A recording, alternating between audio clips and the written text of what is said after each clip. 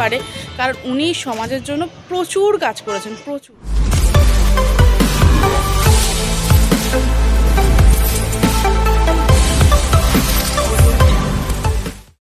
Good morning বন্ধুরা, আশা করি সবাই ভালো আছো, সুস্থ আছো। আমি আবারও চলে এসে নতুন দিনের নতুন ব্লগ নিয়ে। ঘুম থেকে উঠে পড়েছি চটপট, মোটামুটি সব কাজ হয়ে গেছে। এখন ব্রেকফাস্টটা করে নিই। ব্রেকফাস্ট করে আমি উপরে চলে এসেছি। জানোই তো আমি জিমে যাব, তাই রেডি হয়ে নিচ্ছি।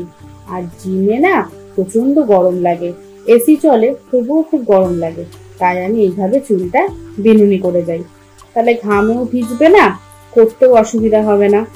আর অল্প করে একটু সানস্ক্রিন মেখে নেব। আর বাইরে তো প্রচন্ড রোদ, বৃষ্টি হচ্ছে কিন্তু রোদের তেজ কিন্তু কম নেই, তাই অল্প করে আমি একটু সানস্ক্রিনও মেখে নিচ্ছি। আমি সেরকম কিছু সাজি না, আর জিমে যাব সেজে গুজে তো একদমই না, তাই চলো আমি ঝটপট একটু রেডি হয়ে নিই। তারপর আমি একটু অল্প করে লিপ বাম দিয়ে দিচ্ছি। আর তোমরা তো জানোই আমি কত ঢং করি, একটু ঢংও করে নিলাম। আমি রেডি হয়ে গেছি, এখন বেরোবো। চলো তাহলে জিমে যাই, বাইরে বেরিয়ে তোমাদের সাথে কথা হচ্ছে। আমি চলে এসেছি জিমে। আর এই দেখো জিমটা মোটামুটি ফাঁকাই ছিল। এই যে দেখছো, এও কিন্তু এখানেই শুয়ে থাকে। না না, এই জিম করে না, এ পাহারা দেয়।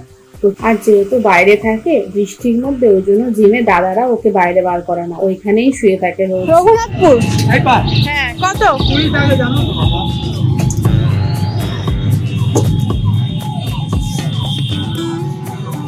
চলো বাবা।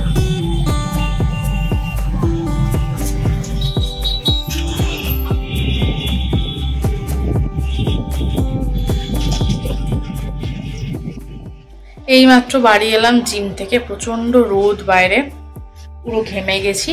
তাই এখন একটু বসবো, বসে তারপর চান করতে যাব। আর আমার বিছানা দেখো কি অবস্থা, মানে এসে কোনো রকমে আমি জামা কাপড়টা চেঞ্জ করেই শুয়ে পড়েছিলাম, এত গরম লাগছিল। হেঁটে এসছে এতটা, প্রচন্ড গরম লাগছে। তাহলে চলো একটু রেস্ট নিয়ে তারপর চানে যাই। এই দেখো আমার খাটের কি অবস্থা, সব কিছু ছড়িয়ে ছিটিয়ে রয়েছে। এখন এগুলো চটপট গুছিয়ে নেবো। আর দেখো কেমন তুড়ি মেরে পরিষ্কার করে নিলাম। সব কাজ যদি তুড়ি মেরে হয়ে যেত তাহলে বলো কোনো চিন্তাই থাকতো না। আর এই জামা কাপড়গুলো নিচের বাবা মায়ের, একসাথেই আমরা কাচতে দিয়েছিলাম। আমি উপরে ভাঁজ করে রেখেছিলাম, নিচে গিয়ে দিয়ে আসবো।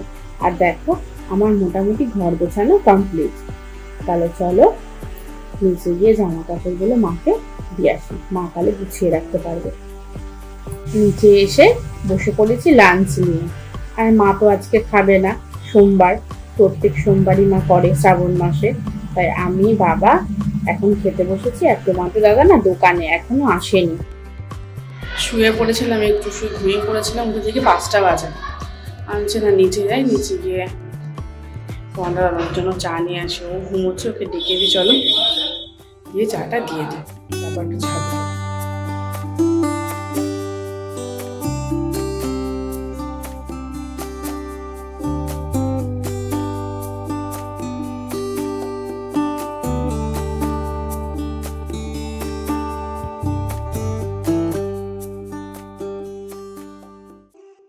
আমি একটু ছাদে এসেছি, খুব সুন্দর হাওয়া দিচ্ছে, ভালো না একটু ছাদে যাই, গিয়ে একটু হাঁটাহাঁটি করে। আমি তো এই সময়টা এমনি প্রায় ছাদে আসি।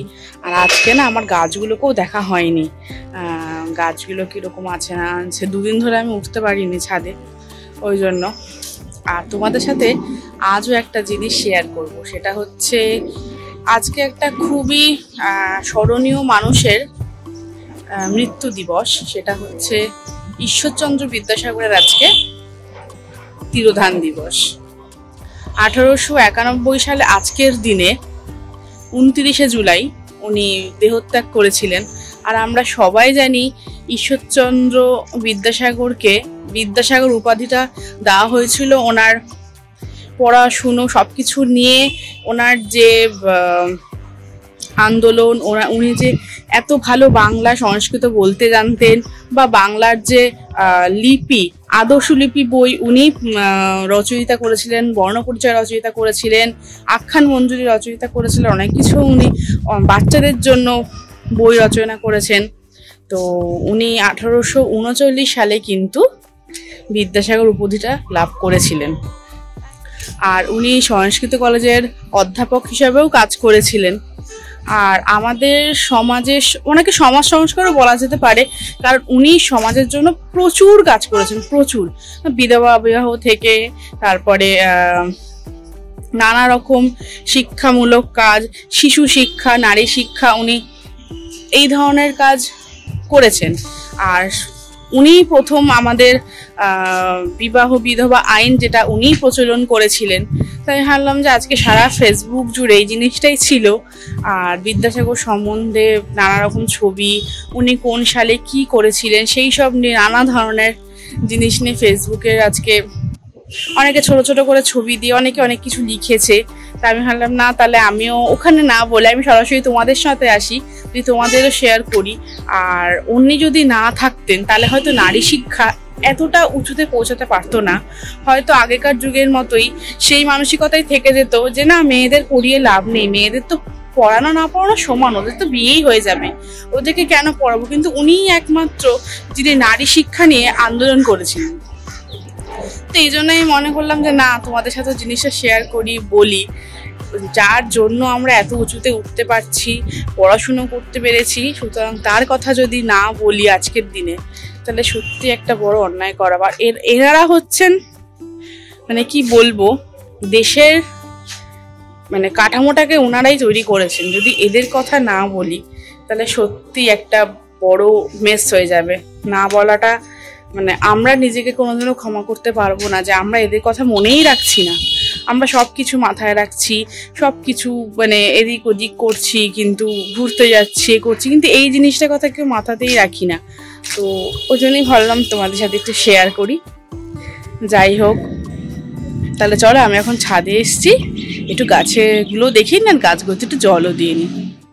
এই দেখো আমার গাছগুলো না কিরকম শুকিয়ে যাচ্ছে, এত রোদের তাপ, ওরাও শুকিয়ে যাচ্ছে। তাই একটু জল দিয়ে এখন ওদের ভিজিয়ে দিচ্ছি। প্রচন্ড রোদের তাপ, মানুষই পাচ্ছে না বলো। আর গাছগাছালির কি দোষ, ওদেরও তো গরম লাগে, তাই একটু বেশি করে জল দিয়ে দিচ্ছি। আর এই যে দেখছো, এটা তো জানোই নাক চাপা গাছ। এটার না ফুলগুলো দারুণ সুন্দর হয় দেখতে, সাদা সাদা থোকা থোকা। আমি তো খুব অপেক্ষা করে আছি এই গাছটায় কবে ফুল দেবে।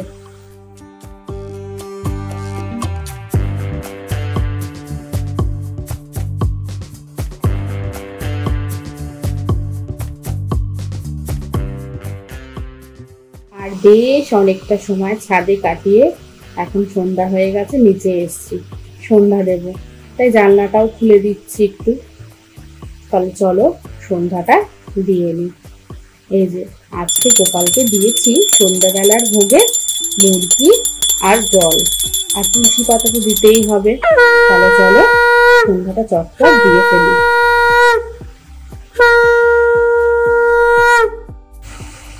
আর তোমাদের দাদা বললে একটু মুড়ি খাবে, তাই অল্প করে মিষ্টি চানাচুর দিয়ে একটু মুড়ি মেখে দিচ্ছি। আর ও তো মুড়িতে তেল খায় না, আর একদম অল্প করে একটু পেঁয়াজ, বেশি পেঁয়াজও খায় না, তাই অল্প করে একটু পেঁয়াজ মুড়ির ওপরে ছড়িয়ে দিচ্ছি যাতে একটু টেস্ট হয়। তাহলে চলো মুড়িটা ওকে দিয়ে আসি। মুড়িটা দিয়ে আমি একটু কিছুক্ষণ বসে চলে এসেছি রাতে রুটিটা বানাতে। আর মা তো আজকে খাবে না, সাবু খাবে, তাই আমার আর বাবার মতোই রুটিটা করে নিচ্ছি। এইমাত্র সব কাজকর্ম করে ওপরে এসেছি, প্রচন্ড গরম লাগছে। এবার একটু এখন বসবো, বসে একটু নেল পালিশ করবো। আমি প্রায় নেল পালিশের কালার চেঞ্জ করি, দেখো এরম কালার করেছিলাম, এখন একটা অন্য কালার করবো, ওইটা একটু করবো। আর নিজের মতো তো নিজেকেও তো একটু টাইম দিতে হয় বলো, সারাক্ষণ এই কাজ ওই কাজ, মানে একদম কাজ সাজানো, এরপর এটা করতে হবে, ওরপর এটা করতে হবে। ওই জন্য মার সাথে একটু কথা বলে নিলাম, এরপর একটু নিজের জন্য টাইম বার করব। এই টাইমটা শুধুমাত্র আমার টাইম। আর জানো তো, আমার না এক নেল পালিশের কালার বেশি দিন রাখতে ভালো লাগে না, মনে হয় কি একটু চেঞ্জ করি। ওই জন্য আমার অনেক নেল পালিশের কালার রয়েছে। আর নখের প্রতি না আমার খুব ফ্যাসিনেশন, নখটা লম্বা হবে, সুন্দর হবে, বেশ শেপ করা থাকবে। তাই আমার নখটা না খুব একটা উইক পয়েন্ট। আগে তো আমি কোনো কাজই করতাম না নখের জন্য, এখনো তাই। যদি কোনো কাজ করতে গিয়ে নখ ভেঙে যায়, ওই জন্য মা আমাকে সেই কাজটাও করতে দেয় না। মা বলে থাক, তোমার নখ বড় আছে, ভেঙে যাবে, করতে হবে না। এখন বাজে 9:15। এখন নিচে যাব, গাছে জল দেওয়ার ছিল, একটু গাছে জল দিয়ে নিলাম। এখন যাব নিচে। তাহলে চলো নিচে গিয়ে ডিনারটা করে নিই, তারপর আসছি। তারপর আমরা বসে পড়েছি রাতে ডিনার নিয়ে। আর দেখছো তো আজকে নিচে কেন বসেছি? হ্যাঁ, আজকে টিভির ঘরে খেতে বসেছি, টিভি দেখতে দেখতে খাবো, ওই জন্য আজকে নিচে বসেছি। তাহলে চলো টিভি দেখতে দেখতে আমি ডিনারটা কমপ্লিট করে নিই। আর আজকের ব্লগটা এখানেই শেষ করছি। যদি আমার ব্লগটা ভালো লেগে থাকে অবশ্যই বন্ধুদের সাথে শেয়ার করো, লাইক করো আর সাবস্ক্রাইব করে পাশে থেকো। তাহলে আবার কাল দেখা হচ্ছে, কথা হচ্ছে। Tata, good night.